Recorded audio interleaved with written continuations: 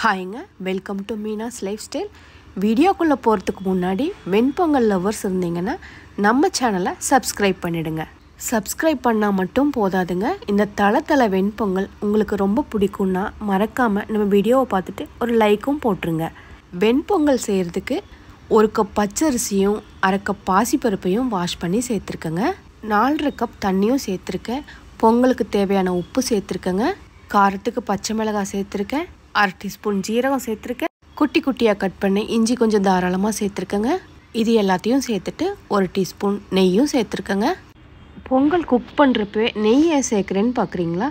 இந்த நெய் சேர்க்குறதால பொங்கலோட டெக்ஸ்சர் மட்டும் இல்லைங்க, டேஸ்ட்டும் இன்னும் நல்லாயிருக்கும்.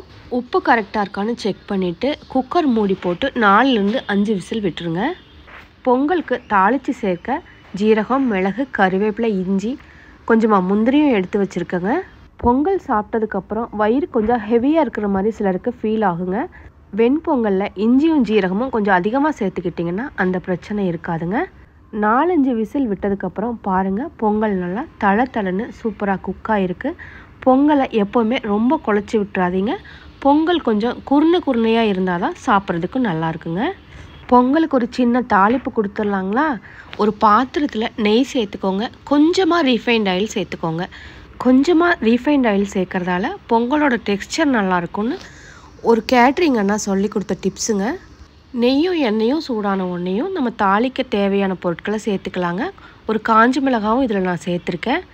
இஞ்சி, ஜீரகம், மிளகு, கருவேப்பிலை, முந்திரி இது எல்லாத்தையும் நல்லா பொரிய விட்டுட்டு நம்ம வேக வச்சுருக்கிற பொங்கல் இதில் சேர்த்துக்கலாங்க. பொங்கலை சேர்த்துட்டு ரொம்ப கலந்து விட்டுறாதீங்க.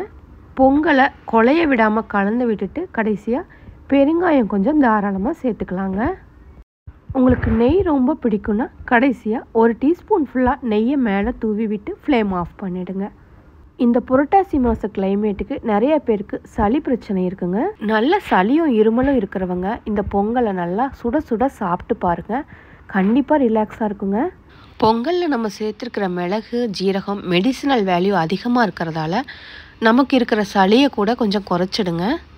கொதிக்க இருக்கிற வெண்பொங்கலுக்கு தேங்காய் சட்னியோ சுட சுட சாம்பாரை வச்சு சாப்பிட்டிங்கன்னா ரொம்ப அல்டிமேட்டாக இருக்குங்க. ஓகேங்க, இதே முறையில் நீங்களும் பொங்கல் செஞ்சு சாப்பிடுங்க. நம்ம வீடியோ உங்களுக்கு பிடிச்சிருந்தா மட்டும் லைக் பண்ணுங்கள். நம்ம வீடியோ யூஸ்ஃபுல்லாக இருக்கும்னு நினச்சிங்கன்னா நீங்களும் சேவ் பண்ணி வச்சுக்கோங்க. உங்கள் ஃப்ரெண்ட்ஸ் அண்ட் ரிலேட்டிவ்ஸ்க்கு யூஸ்ஃபுல்லாக இருக்கும்னு நினச்சிங்கன்னா கண்டிப்பாக ஷேர் பண்ணி விடுங்க. நம்ம யூடியூப் சேனல் மீனாஸ் லைஃப் ஸ்டைலை சப்ஸ்கிரைப் பண்ணி இதே போல் எப்போயும் சப்போர்ட் பண்ணுங்கள். இது மாதிரி ஃபுட் வீடியோஸ் பார்க்க நம்ம இன்ஸ்டாகிராம் பேஜ் மீனாஸ் லைஃப் ஸ்டைலை ஃபாலோ பண்ணுங்கள். ஓகேங்க, சுட சுட வெண்பொங்கலை செஞ்சு சாப்பிட்டு என்ஜாய் பண்ணுங்கள். உங்களை இன்னொரு ரெசிபியோட அடுத்த வீடியோவில் சந்திக்கிறேங்க. தேங்க்யூ.